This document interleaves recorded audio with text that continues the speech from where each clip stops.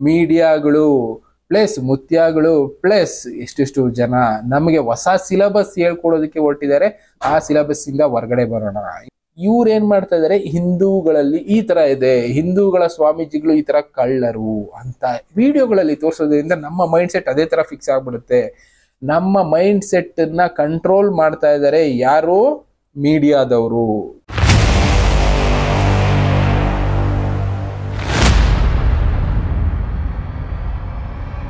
ನಮಸ್ಕಾರ ವೀಕ್ಷಕರೇ. ಹಿಂದುತ್ವ ಉಳಿದ್ರೆ ಭಾರತ ಉಳಿಯುತ್ತೆ. ಹಿಂದುತ್ವ ಉಳಿಲಿಲ್ಲ ಅಂದ್ರೆ ಭಾರತ ಅನ್ನೋದೇ ಉಳಿಯೋದಿಲ್ಲ. ಹೌದು, ಇದು ಸತ್ಯನೇ. ಹಿಂದುತ್ವದಿಂದ ಇವತ್ತು ಭಾರತ ಅಂತ ಹೆಸರು ಉಳ್ಕೊಂಡಿದೆ. ಹಿಂದುತ್ವ ಯಾವತ್ತು ನಮ್ಮ ದೇಶದಲ್ಲಿ ಕಡಿಮೆ ಆಗ್ತಾ ಹೋಗುತ್ತೋ ಅವತ್ತು ಈ ಭಾರತ ಅನ್ನೋ ಹೆಸರು ಕೂಡ ನಮ್ಮ ದೇಶದಲ್ಲಿ ಇರೋದಿಲ್ಲ. ಹಿಂದೂಗಳು ಭಾರತದಲ್ಲಿ ಬದುಕೋದಕ್ಕೂ ಆಗೋದಿಲ್ಲ, ಅಂತ ಪರಿಸ್ಥಿತಿ ಬರಬಹುದು.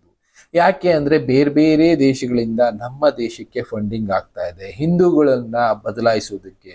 ಈ ನ್ಯೂಸ್ ಒಂದು ನೀವು ನೋಡ್ಬೋದು. ಇದು ರೀಸೆಂಟ್ ಆಗಿ ಒಂದು ವೀಕ್ ಮುಂಚೆ ಹಾಕಿರುವಂತ ನ್ಯೂಸ್. ಉತ್ತರ ಪ್ರದೇಶದಲ್ಲಿ 100 ಕೋಟಿ ಬೇರೆ ದೇಶದಿಂದ ನಮ್ಮ ದೇಶಕ್ಕೆ ಫಂಡಿಂಗ್ ಅನ್ನೋದಾಗಿದೆ. ಯಾಕೆ? ನಮ್ಮಲ್ಲಿರುವಂತ ಹಿಂದೂಗಳನ್ನ ಬದಲಾಯಿಸೋದಕ್ಕೆ. यूपी के झांगुर बाबा का अब जो राज है वो डिकोड हो रहा है। धीरे धीरे इस पूरे मामले में धर्मांतरण की परतें खुल रही हैं। जब पूछताछ हो रही है तो ये बाबा किस तरह से पूरे धर्मांतरण के इस जाल पर बड़े खुलासे कर रहा है, इस रिपोर्ट के जरिए समझिए। टारगेट धर्मांतरण वाला झांगुर बाबा, विदेश से फंडिंग, झांगुर का देश में षड्यंत्र, लग्जरी कार, फंडिंग 100 करोड़ पार, जाति के हिसाब से रेट फिक्स, पुलिस के हत्थे चढ़ा झांगुर। यूपी में ढोंगी बाबा का पर्दाफाश हो गया है, जो पीर फकीर का चोला ओढ़कर धर्म परिवर्तन की दुकान चला रहा था। झांगुर बाबा लंबे वक्त से यूपी एटीएस के रडार पर था, लेकिन आखिरकार बलरामपुर से आरोपी को पकड़ लिया गया। वहीं पुलिस की जांच में खुलासा हुआ है कि धर्म परिवर्तन के नाम पर झांगुर को विदेश से फंडिंग की जा रही थी। ये फंडिंग खास तौर से पाकिस्तान से हो रही थी। सबसे हैरान करने वाली बात यह है कि यहाँ जातियों के हिसाब से धर्म परिवर्तन के लिए रेट फिक्स था, यानी ऊंची जाति वालों के लिए रेट अधिक है, जबकि पिछड़ी जाति के लिए रेट कम थे। झांगुर बाबा फर्जी संस्थानों के नाम से 40 से अधिक बैंक अकाउंट खुलवा रखा था, जिनमें करीब 100 करोड़ रुपए की फंडिंग का भी खुलासा हुआ। जांच एजेंसियों के मुताबिक ಇಲ್ಲೇನಂದ್ರೆ ನಾವು ಏನ್ ಮಾಡ್ತೀವಿ, ಏನಾದ್ರೂ ಹುಷಾರಿಲ್ಲ ಅಂದ್ರೆ, ಸ್ವಲ್ಪ ನಮ್ಗೇನಾದ್ರೂ ಜಾಸ್ತಿ ದಿನ ಅದೇ ಕಾಡ್ತಾ ಇದ್ರೆ ಕೆಲವೊಬ್ರು ಹೇಳ್ತಾರೆ ಈ ದರ್ಗಾಗ್ ಹೋಗಿ ಬನ್ನಿ, ಈ ಬಾಬಾಗಳನ್ನ ಮೀಟ್ ಮಾಡಿ, ಇದರಿಂದ ನಿಮ್ಗೆ ವಾಸಿ ಆಗತ್ತೆ ಕಾಯಿಲೆಗಳು. ಹೌದು, ಕೆಲವೊಂದು ಕಡೆ ಅಂತ ನಿಯತ್ತಾಗಿರುವಂತ ಇಸ್ಲಾಮಿಕ್ ಧರ್ಮದಲ್ಲಿ ಫಾಲೋ ಮಾಡ್ತಾ ಇರುವಂತ ಬಾಬಾಗಳಿದ್ದಾರೆ. ಒಳ್ಳೇದನ್ನ ತಿಳಿಸ್ತಾರೆ, ಕಾಯಿಲೆ ವಾಸಿ ಮಾಡ್ತಾರೆ. ಅವರು ಒಂದು ಯಂತ್ರ ಕಟ್ತಾರೆ, ಯಂತ್ರ ಕಟ್ಟದ್ಮೇಲೆ ಕಡಿಮೆ ಆಯ್ತು ನಂಬಿಕೆಗಳು ಈಗಲೂ ಇದೆ. ನಾನು ಹಳ್ಳಿಗಳ ಕಡೆ ಹೋಗಿ ನೋಡ್ತೀನಲ್ಲ, ಎಷ್ಟೋ ಕಡೆ ದರ್ಗಾಗಳಲ್ಲಿ ಹಿಂದೂಗಳು ಹೋಗ್ತಾರೆ, ಅಲ್ಲೇನ್ ಮಾಡ್ತಾರೆ, ಒಂದು ಗ್ರೀನ್ ಕಲರ್ ಯಂತ್ರ ಕಟ್ಟಿಸ್ಕೊಂಡ್ ಬರ್ತಾರೆ. ಯಾಕೆ? ಏನೋ ಒಂಥರ ಸೋಂಕು ಆತರ ಎಲ್ಲ ನಂಬಿಕೆ ಇದೆ, ನೆಗೆಟಿವಿಟಿ ಫೀಲ್ ಮಾಡ್ತಾ ಇದೆ ಮಕ್ಕಳು ಅಂದಾಗ ಏನ್ ಮಾಡ್ತಾರೆ, ಹೋಗಿ ದರ್ಗಾಗಳಲ್ಲಿ ಯಂತ್ರ ಕಟ್ಟಿಸ್ಕೊಂಬರೋದೆಲ್ಲ ನೋಡಿದೀವಿ. ಆದ್ರೆ ಈ ತರದ್ದೇ ಒಂದು ಚಾಂಗೂರ್ ಬಾಬಾ ಅಂತ ಕರೆದಿದ್ದಾರೆ. ಇವ್ರು ಏನಂದ್ರೆ UP ನಲ್ಲಿ ಯಾರು ಅವ್ರ ಹತ್ರ ಹೋಗ್ತಾರೆ, ಏನೋ ಒಂದು ಪ್ರಾಬ್ಲಮ್ ಇದೆ ಅಂತ ಹೋಗ್ತಾರೆ ಜನ. ಇಲ್ಲಿ ಸಾಲ್ವ್ ಆಗ್ಲಿಲ್ಲ ಅಂದ್ರೆ ಅಲ್ಲಾದ್ರೂ ಸಾಲ್ವ್ ಆಗುತ್ತೇನೋ ಅಂತ ಹೋಗ್ತಾರೆ. ಯಾರೋ ಒಬ್ರು ಹೇಳಿರ್ತಾರೆ, ನೋಡಿ ಇಲ್ಲಿ ಪ್ರಾಬ್ಲಮ್ ಸಾಲ್ವ್ ಆಗಿಲ್ಲ ಅಲ್ಲ, ಇವ್ರ ಹತ್ರ ಹೋದ್ರೆ ಸಾಲ್ವ್ ಆಗುತ್ತೆ ಅಂತ. ಈವನ್ ನಾನು ಕೂಡ ನೋಡಿದ್ದೀನಿ ಅಂತದನ್ನೆಲ್ಲ. ಅಲ್ಲೇನಾಗುತ್ತೆ, ಅವರು ಒಂದು ಯಂತ್ರ ರೀತಿ, ಇಲ್ಲಿ ನಾವು ದೇವಸ್ಥಾನಗಳಲ್ಲಿ ಹೋಗಿ ಯಾವ ರೀತಿ ಯಂತ್ರ ಕಟ್ಟಿಸ್ಕೊಳ್ತೀವೋ ಅದೇ ರೀತಿ ಅವರು ಕೂಡ ಯಂತ್ರಗಳನ್ನ ಅಲ್ಲಿ ಕಟ್ತಾರೆ. ಅಲ್ಲೇನಾಗುತ್ತೆ, ಜನಕ್ಕೆ ಮನಸ್ಸು ಬದಲಾವಣೆ ಆಗ್ತಾ ಹೋಗುತ್ತೆ. ಸ್ವಲ್ಪ ಒಳ್ಳೇದಾಯ್ತು ಅಂತ ಇದ್ದಂಗೆ ಜನರಿಗೆ ಏನ್ ಅನ್ಸ್ಬಿಡುತ್ತೆ, ಇದೇ ಸರಿ, ಇವ್ರು ಹೇಳಿದ್ದೇ ಸರಿ ಅಂತ ಅನಿಸ್ಬಿಡುತ್ತೆ. ಆ ಒಂದು ಪಾಯಿಂಟ್ ಇಟ್ಕೊಂಡು ಧರ್ಮ ಬದಲಾವಣೆ ಅನ್ನೋದು ನಮ್ಮ ದೇಶದಲ್ಲಿ ಜಾಸ್ತಿನೇ ಆಗ್ತಾ ಇದೆ. ಹಿಂದೂಗಳು ಆಟೋಮೆಟಿಕಲಿ ಈ ಧರ್ಮದ ಕಡೆ ಶಿಫ್ಟ್ ಆಗ್ತಾ ಇದ್ದಾರೆ. ಇನ್ನ ಸೆಕೆಂಡ್ ಪಾಯಿಂಟ್ ಹೇಳೋದಾದ್ರೆ, ನಮ್ಮಲ್ಲಿ ಎಷ್ಟೆಷ್ಟೋ ಜನ ಮುತ್ಯಾಗಳು ಉಟ್ಕೊಂಡ್ಬಿಟ್ಟಿದ್ದಾರೆ. ನಾರ್ತ್ ಕರ್ನಾಟಕದಲ್ಲಿ ಆ ಮುತ್ಯಾಗಳು ಆಚರಣೆ ಮಾಡ್ತಾ ಇರೋದು ಅದೇ ಧರ್ಮದ ಪದ್ಧತಿಗಳನ್ನ. ಯಾಕೆ ಈ ವಿಷಯಗಳನ್ನ ನಾವು ತಿಳಿಸ್ತಾ ಇದೀವಿ ಅಂದ್ರೆ, ಹಿಂದುತ್ವ ಅನ್ನೋದು ಇವತ್ತು ನಾಶ ಆಗೋ ಪರಿಸ್ಥಿತಿಗೆ ಬರ್ತಾ ಇದೆ. ಹಿಂದೂಗಳು ಏನ್ ಮಾಡ್ತಾ ಇದ್ದಾರೆ, ಹೌದು ಫಾಲೋ ಮಾಡಬೇಕು ಸರಿನೇ, ಆದ್ರೆ ಪದ್ಧತಿಗಳನ್ನ ಬದಲಾಯಿಸ್ಕೊಳ್ತಾ ಇದ್ದಾರೆ. ಎಷ್ಟೆಷ್ಟೋ ಮುತ್ಯಾಗಳು ನಾರ್ತ್ ಕರ್ನಾಟಕ ಕಡೆ ಉಟ್ಕೊಳ್ತಾ ಇರ್ತಾರೆ, ಅವರು ಫಾಲೋ ಮಾಡ್ತಾ ಇರೋ ಪದ್ಧತಿಗಳು ಪೂರ್ತಿಯಾಗಿ ಅನ್ಯ ಧರ್ಮದ ಪದ್ಧತಿಗಳನ್ನ ಫಾಲೋ ಮಾಡ್ತಾ ಇದ್ದಾರೆ. ಆ ಧರ್ಮ ಫಾಲೋ ಮಾಡೋದ್ ತಪ್ಪು, ಈ ಧರ್ಮ ಫಾಲೋ ಮಾಡೋದ್ ತಪ್ಪು ಅಂತ ನಾನು ಎಲ್ಲೂ ಹೇಳ್ತಾ ಇಲ್ಲ. ಅವ್ರವ್ರ ಧರ್ಮ ಅವ್ರವ್ರು ಫಾಲೋ ಮಾಡ್ಕೊಳ್ಳಿ. ಆದ್ರೆ ಒಂದು ಧರ್ಮದ ಜನರನ್ನ ಇನ್ನೊಂದು ಧರ್ಮಕ್ಕೆ ಬದಲಾಯಿಸೋದಕ್ಕೆ ಬೇರೆ ಬೇರೆ ಅಡ್ವರ್ಟೈಸ್ಮೆಂಟ್ ಆಗ್ಬೋದು, ಟೆಕ್ನಿಕ್ ನ ಬಳಸೋದಾಗ್ಬೋದು, ಪ್ಲಸ್ ಅವ್ರನ್ನ ಪ್ರೆಷರೈಸ್ ಮಾಡೋದಾಗ್ಬೋದು, ಇದು ತಪ್ಪು. ನಾನು ಏನ್ ಹೇಳ್ತಾ ಇದ್ದೀನಿ, ಇಲ್ಲಿ ಹಿಂದೂಗಳನ್ನ ಬೇರೆ ಧರ್ಮಕ್ಕೆ ಓಲೈಸೋದಕ್ಕೋಸ್ಕರ ಏನ್ ಮಾಡ್ತಾರೆ, ನಮ್ಮ ಸುತ್ತ ನೆಗೆಟಿವಿಟಿ ಇದೆ, ಅದನ್ನ ಬದಲಾಯಿಸ್ಕೋಬೇಕು, ಅದರಿಂದ ಆಚೆ ಬರಬೇಕು ಅಂದ್ರೆ ಇದನ್ನ ಫಾಲೋ ಮಾಡಿ, ಈ ದೇವ್ರನ್ನ ಪೂಜೆ ಮಾಡಿ, ಇದನ್ನ ಮನೆಯಲ್ಲಿ ಇಟ್ಕೊಳ್ಳಿ, ನಿಮ್ಗೆಲ್ಲಾ ಪ್ರಾಬ್ಲಮ್ ಸಾಲ್ವ್ ಆಗುತ್ತೆ ಅಂತ ತಲೆನಲ್ಲಿ ತುಂಬ್ತಾ ಹೋಗ್ತಾರೆ. ಅದನ್ನೆಲ್ಲ ಕೇಳ್ಕೊಂಡು ನಾವೇನ್ ಮಾಡ್ತೀವಿ, ಇರ್ಬೋದೇನು ಅಂತ ಹೇಳಿ ನಮ್ಮ ದಾರಿನ ಬಿಟ್ಟು, ನಮ್ಮ ಆಚರಣೆನ ಬಿಟ್ಟು ಅದನ್ನ ಫಾಲೋ ಮಾಡೋದಕ್ಕೆ ಶುರು ಮಾಡ್ತೀವಿ. ಒಂದು ದಿನ ಈ ಧರ್ಮನೇ ಬೇಡ ಅಂತ ಹಿಂದೂ ಧರ್ಮದಿಂದ ಬೇರೆ ಧರ್ಮಗಳಿಗೆ ಜನ ಹೋಗ್ತಾ ಇದಾರೆ. ಇನ್ನ ಕೆಲವು ಕಡೆ ಫಂಡಿಂಗ್ ಆಗ್ತಾ ಇದೆ, 5 ಲಕ್ಷ ಕೊಡ್ತೀವಿ, 10 ಲಕ್ಷ ಕೊಡ್ತೀವಿ, ಈ ಧರ್ಮಕ್ಕೆ ಬನ್ನಿ ಅಂತ. ಹಿಂದುತ್ವ ಇಲ್ಲ ಅಂದ್ರೆ ಭಾರತನೇ ಇಲ್ಲ, ಅರ್ಥ ಮಾಡ್ಕೊಳ್ಳಿ. ಇದು ಅಂತ ಅಲ್ಲ, ಎಷ್ಟೆಷ್ಟೋ ಯೂಟ್ಯೂಬ್ ಚಾನೆಲ್ಗಳಿದೆ. ಇದು ಒಂದು ಯೂಟ್ಯೂಬ್ ಚಾನೆಲ್ ಆಗಿರ್ಬೋದು, ಇನ್ನೊಂದು ಯೂಟ್ಯೂಬ್ ಚಾನೆಲ್ ಇದು ಆಗಿರಬಹುದು. ಇಲ್ಲಿ ಇವ್ರದು ಅವ್ರದ್ದು ಅಂತ ಯಾಕೆ ಸ್ಪೆಸಿಫಿಕ್ ಆಗಿ 1-2-3 ತೋರಿಸ್ಬೋದು ಅಷ್ಟೇ. ಈ ತರ ಎಷ್ಟೆಷ್ಟೋ ಚಾನೆಲ್ಗಳಿದೆ.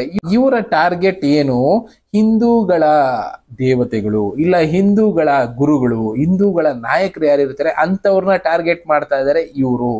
ಇಲ್ಲಿ ಸಮೀರ್ ಆಗ್ಬೋದು, ಇನ್ನ ಧ್ರುವರಾತೆ ಆಗ್ಬೋದು, ಇವರ ಟಾರ್ಗೆಟ್ ಯಾರು, ಹಿಂದುತ್ವ. ಹಿಂದೂಗಳು ಅನ್ನೋದಕ್ಕಿಂತ ಹಿಂದುತ್ವ ಅಂತ ಅರ್ಥ ಮಾಡ್ಕೊಳ್ಳಿ. ಇಲ್ಲಿ ತೋರಿಸಿರೋದು ನೋಡಿ, ಎಷ್ಟೋ ವಿಡಿಯೋಗಳಲ್ಲಿ ಹಿಂದೂ ಸ್ವಾಮೀಜಿ, ಹಿಂದೂ ಗುರುಗಳು ಪ್ಲಸ್ ಬೇರೆ ಬೇರೆದು ಎಲ್ಲಾ ಕಡೆ ಹಿಂದೂಗಳ ಟಾರ್ಗೆಟ್ ಆಗ್ತಾ ಇದ್ದಾರೆ. ಯಾಕೆ ಅಂತ ನಾವು ಒಂದ್ಸಲ ಯೋಚನೆ ಮಾಡೋದಿಲ್ಲ. ಹೌದು, ಇವ್ರು 1-2-3 ವಿಷಯ ತಿಳಿಸ್ಬಿಟ್ರು, ಸೌಜನ್ಯ ಬಗ್ಗೆ ಒಂದು ಪ್ರೋಗ್ರಾಮ್ ಮಾಡ್ಬಿಟ್ರು, ಹೈಲೈಟ್ ಆಗಿದ ತಕ್ಷಣ ಜನ ಏನ್ ಮಾಡೋದಕ್ಕೆ ಶುರು ಮಾಡೋದು, ಇವ್ರನ್ನ ಫಾಲೋ ಮಾಡೋದಕ್ಕೆ ಶುರು ಮಾಡ್ತಾರೆ. ಆ ಸಮಯದನ್ನ ಬಳಸ್ಕೊಂಡು ಇವ್ರು ಏನ್ ಮಾಡ್ತಾ ಇದಾರೆ, ಹಿಂದೂಗಳಲ್ಲಿ ಈ ತರ ಇದೆ, ಹಿಂದೂಗಳ ಸ್ವಾಮೀಜಿಗಳು ಈ ತರ ಕಳ್ಳರು ಅಂತ ವಿಡಿಯೋಗಳಲ್ಲಿ ತೋರಿಸೋದ್ರಿಂದ ನಮ್ಮ ಮೈಂಡ್ ಸೆಟ್ ಅದೇ ತರ ಫಿಕ್ಸ್ ಆಗ್ಬಿಡುತ್ತೆ. ನಮ್ಮ ಮೈಂಡ್ ಸೆಟ್ ಅನ್ನ ಕಂಟ್ರೋಲ್ ಮಾಡ್ತಾ ಇದ್ದಾರೆ ಯಾರು, ಮೀಡಿಯಾದವರು. ನಮ್ಗೆ ಏನು ಸಿಲೆಬಸ್ ಕೊಟ್ಟಿರ್ತಾರೆ ಆ ಸಿಲೆಬಸ್ ಓದ್ಕೊಂಡು ಬಂದಿರ್ತೀವಿ, ಅದೇ ಸರಿ ಅಂತ ನಂಬಿರ್ತೀವಿ. ಅದನ್ನ ಮೀರಿ ಸಿಲೆಬಸ್ಗಳಿರುತ್ತೆ. ಈವನ್ ಈಗಲೂ ಕೂಡ ನಾರ್ತ್ ಕೊರಿಯಾದವ್ರಿಗೆ ಎಷ್ಟೋ ಜನಕ್ಕೆ ಭಾರತ ಅಂತ ಒಂದು ದೇಶ ಇದೆ ಅನ್ನೋದೇ ಗೊತ್ತಿಲ್ಲ. ಯಾಕೆ ಅಂದ್ರೆ ಅವ್ರ ಸಿಲೆಬಸ್ ನಲ್ಲಿ ಅದನ್ನ ತೋರ್ಸೇ ಇಲ್ಲ. ಆ ರೀತಿನೇ ಇವರು ಮಾಡ್ತಾ ಇರೋದು. ನಮಗೆ ಏನ್ ಮಾಡ್ತಾ ಇದ್ದಾರೆ, ತೋರಿಸಿ ಹಿಂದುತ್ವ, ಹಿಂದೂಗಳು ಈ ತರ, ಹಿಂದೂಗಳ ಸ್ವಾಮೀಜಿಗಳು ಕಳ್ಳರು, ಹಿಂದೂಗಳ ಇವರು ಕಳ್ಳರು, ಇವರೆಲ್ಲ ಸರಿ ಇಲ್ಲ ಅಂತ ತೋರಿಸ್ತಾರೆ. ಯಾಕೆ ಇವರು ಇಂಥದ್ದನ್ನ ತೋರಿಸೋದಿಲ್ಲ, ಈ ಧರ್ಮದಲ್ಲೂ ಈ ತರನೇ ಇದೆ, ಎಲ್ಲಾದ್ರಲ್ಲೂ ಇದೇ ತರ ಇದೆ ಅಂತ ತೋರಿಸೋದಿಲ್ಲ. ಇವರ ಗುರಿ ಉದ್ದೇಶ ಒಂದೇ, ಹಿಂದುತ್ವ ನಾಶ ಆಗ್ಬೇಕು ಅಂತ ಗುರಿಗಳನ್ನ ಇಟ್ಕೊಂಡಿರೋರು ಎಷ್ಟೋ ಜನ ಇದಾರೆ. ನಾನು ಅದಕ್ಕೋಸ್ಕರ ಸ್ಟ್ರೆಸ್ ಮಾಡಿ ಹೇಳ್ತಾ ಇದ್ದೀನಿ. ಇವರ ವಿಡಿಯೋಗಳಲ್ಲಿ ನೀವು ನೋಡಿ, ಹಿಂದುತ್ವದ ವಿರುದ್ಧನೇ ಇರುತ್ತೆ. ಅದೇ ಬೇರೆ ಧರ್ಮದವರು ಅದೇ ತಪ್ಪು ಮಾಡಿದ್ರೆ ಅವ್ರನ್ನ ಸಮಜಾಯಿಸಿ ಕೊಡೋ ಹಾಗೆ ಒಂದು ವಿಡಿಯೋ ಮಾಡಿರ್ತಾರೆ. ಮಾಡೋದಿಲ್ಲ ಅಂತಲ್ಲ, ಯಾಕೆ ಅಂದ್ರೆ ಅವ್ರ ಮೇಲೆ ನಂಬಿಕೆ ಬರ್ಬೇಕಲ್ಲ, ಮಾಡ್ತಾರೆ ವಿಡಿಯೋನ. ಆದ್ರೆ ಅವರ ವಿಡಿಯೋದಲ್ಲಿ ಏನಿರುತ್ತೆ, ಸಮಜಾಯಿಸ್ಕೊಳ್ತಾರೆ. ಇಲ್ಲ ಇವರು ಮಾಡಿದ್ದು ಸರಿ ಅನ್ನೋ ರೀತಿ ಸಮಜಾಯಿಸ್ಕೊಳ್ತಾರೆ. ಅದೇ ಬೇರೆ ಧರ್ಮನ ಆದ್ರೆ ಪಿನ್ ತಗೊಂಡು ಚುಚ್ಚಿ ತೋರಿಸ್ತಾರಲ್ಲ, ಆ ತರ ಚುಚ್ಚಿ ಅದ್ರ ಬಗ್ಗೆ ತಿಳಿಸ್ತಾರೆ. ಯಾಕೆ, ಆದ ಧರ್ಮ ಸರಿ ಇಲ್ಲ, ಹಿಂದುತ್ವ ಸರಿ ಇಲ್ಲ, ಹಿಂದೂ ಗುರುಗಳು ಸರಿ ಇಲ್ಲ, ಹಿಂದೂಗಳು ಕಳ್ಳರು ಅನ್ನೋ ರೀತಿ ಇವರಾಗ್ಬೋದು. ಈ ಕಡೆ ಕನ್ನಡದಲ್ಲಿ, ಈ ಕಡೆ ಹಿಂದಿನಲ್ಲಿ, ಈ ಕಡೆ ಧ್ರುವರಾತೆ ಆಗ್ಬೋದು, ಇವ್ರದ್ದೆಲ್ಲಾರ್ದು ಗುರಿ ಒಂದೇ. ಇವ್ರು ಫಂಡಿಂಗ್ ಆಗೋದೇ ಅದಕ್ಕೋಸ್ಕರ. ಯಾಕೆ, ಹಿಂದುತ್ವ ಅನ್ನೋದನ್ನ ನಾಶ ಮಾಡೋದಕ್ಕೆ ಇವರ ಫಂಡಿಂಗ್ ಆಗ್ತಾ ಇದೆ. ನಾವೇನ್ ಮಾಡ್ತಾ ಇದೀವಿ, ಅವ್ರು ಹೇಳ್ತಾ ಇರೋದೇ ಸರಿ ಅನ್ಕೊಂಡು 100 ವಿಷಯ ಸರಿಯಾಗಿ ಹೇಳಿರ್ತಾರೆ. ಆದ್ರೆ ಅದ್ರಲ್ಲಿ 1-2 ವಿಷಯ ಏನ್ ಮಾಡಿರ್ತಾರೆ, ಹಿಂದೂಗಳು ಸರಿ ಇಲ್ಲ ಅನ್ನೋದನ್ನ ನಮ್ ತಲೆ ತುಂಬಾ ಕೆಲಸ ಮಾಡಿರ್ತಾರೆ. ಅದೇ ಸರಿಯಾದ ಸಿಲೆಬಸ್ ಅನ್ಕೊಂಡು ನಾವು ಹೋಗ್ತಾ ಇರ್ತೀವಿ. ಸರಿಯಾದ ಸಿಲೆಬಸ್ ಅದಲ್ಲ, ಅರ್ಥ ಮಾಡ್ಕೊಳ್ಳಿ. ನಮ್ಮಲ್ಲೂ ಕಳ್ಳರಿದ್ದಾರೆ, ಅವರಲ್ಲೂ ಕಳ್ಳರಿದ್ದಾರೆ. ಆದ್ರೆ ಅವರ ಕಳ್ಳರನ್ನ ಮರೆಮಾಚಿ ನಮ್ಮ ಕಳ್ಳರನ್ನ ಮುಂದೆ ತೋರಿಸ್ತಾ ಇದ್ದಾರೆ. ಯಾಕೆ ಅಂದ್ರೆ ಫಂಡಿಂಗ್ ಅನ್ನೋದಾಗ್ತಾ ಇದೆ. ಹೇಳ್ಬೋದು ನಿಮ್ಗೂ ಫಂಡಿಂಗ್ ಆಗ್ತಾ ಇದೆಯಾ, ಫಂಡಿಂಗ್ ಆಗೋಂಗಿದ್ದೀರಿ ಯಾಕೆ ಹೇಳ್ಬೇಕು, ಹಿಂದೂಗಳಾಗಿರೋದ್ರಿಂದ ಹಿಂದುತ್ವ ಉಳಿಯಲಿ ಅಂತ ಹೇಳ್ತಾ ಇದೀವಿ ಅಷ್ಟೇ. ಒಂದು ಮಾತನ್ನ ಅದನ್ನೇ ಹೇಳ್ತಾ ಇರೋದು, ಹಿಂದುತ್ವ ಉಳಿದ್ರೆ ಭಾರತ ಉಳಿಯುತ್ತೆ, ಹಿಂದುತ್ವ ಇಲ್ಲ ಅಂದ್ರೆ ಭಾರತ ಅಂತ ಹೆಸರು ಕೂಡ ಉಳಿಯೋದಿಲ್ಲ ಮುಂದೆ ಈ ದೇಶದಲ್ಲಿ. ಅರ್ಥ ಮಾಡ್ಕೊಳ್ಳಿ. ಇವರ ಕೆಲಸಗಳು ಅದೇ, ಏನು, ಹಿಂದೂಗಳು ಸರಿ ಇಲ್ಲ, ಹಿಂದೂಗಳು ಕಳ್ಳರು, ಒಟ್ನಲ್ಲಿ ಹಿಂದೂಗಳ ರಾಜಕಾರಣಿಗಳಿಂದ ಹಿಡಿದು ಎಲ್ಲರನ್ನೂ ತೋರಿಸ್ಕೊಂಡು ಹೋಗ್ತಾರೆ ಇವರು. ಇವ್ರು ಸರಿ ಇಲ್ಲ, ಇವರು ಸರಿ ಇಲ್ಲ, ಇವರು ಸರಿ ಇಲ್ಲ, ಅವರು ಸರಿ ಇಲ್ಲ ಅಂತ. ಯಾಕೆ, ಹಿಂದುತ್ವ ಅನ್ನೋದು ನಾಶ ಆಗ್ಬೇಕು ಅನ್ನೋದಕ್ಕೋಸ್ಕರ ಇವರಿಗೆ ಫಂಡಿಂಗ್ ಅನ್ನೋದು ಆಗ್ತಾ ಇದೆ, ಅರ್ಥ ಮಾಡ್ಕೊಳ್ಳಿ. ಇದು ಅಂತ ಅಲ್ಲ, ಇನ್ನ ಬೇರೆ ಬೇರೆ ಕಡೆ ಬಾಬಾಗಳು ಹೊಸದಾಗಿ ಉಟ್ಕೊಳ್ತಾ ಇದಾರೆ. ನಾನು ಮುತ್ಯಾಸ್ ತೋರಿಸ್ದೆ, ಇಲ್ಲಿ ಮುತ್ಯಾದಲ್ಲಿ ಮಲ್ಲಿಕಾರ್ಜುನ್ ಮುತ್ಯ ಆಗಿರ್ಬೋದು, ಲಡ್ಡು ಮುತ್ಯ ಆಗಿರ್ಬೋದು, ಪ್ಲಸ್ ಇನ್ನೊಬ್ರು ಮುತ್ಯ ಆಗಿರ್ಬೋದು. ಎಷ್ಟೋ ಅನ್ಯ ಧರ್ಮೀಯರು ಕೂಡ ಮುತ್ಯ ಅಂತ ಹೆಸರಿಟ್ಕೊಂಡು ಇವತ್ತು ನಮ್ಮ ಧರ್ಮನ ಹಾಳು ಮಾಡೋದು ಕೊಟ್ಟಿದ್ದಾರೆ. ಫಾಲೋ ಮಾಡಿ ಅವ್ರವ್ರ ಧರ್ಮ, ನಮ್ ಬೇಡ ಅಂತಾನೆ ಹೇಳೋದಿಲ್ಲ, ಆದ್ರೆ ಅವರ ಧರ್ಮ ಅವರು ಮನೆಯಲ್ಲಿ ಫಾಲೋ ಮಾಡಿ. ಆಚೆ ಬಂದಾಗ ಒಂದೇ ರೀತಿ ಇರ್ಲಿ. ಇಲ್ಲೇನಂದ್ರೆ ಅವರ ಟಾರ್ಗೆಟ್ ಧರ್ಮ ಬದಲಾವಣೆ, ಇದೇ ಬೇಡ ಅಂತ ಹೇಳ್ತಾರೆ.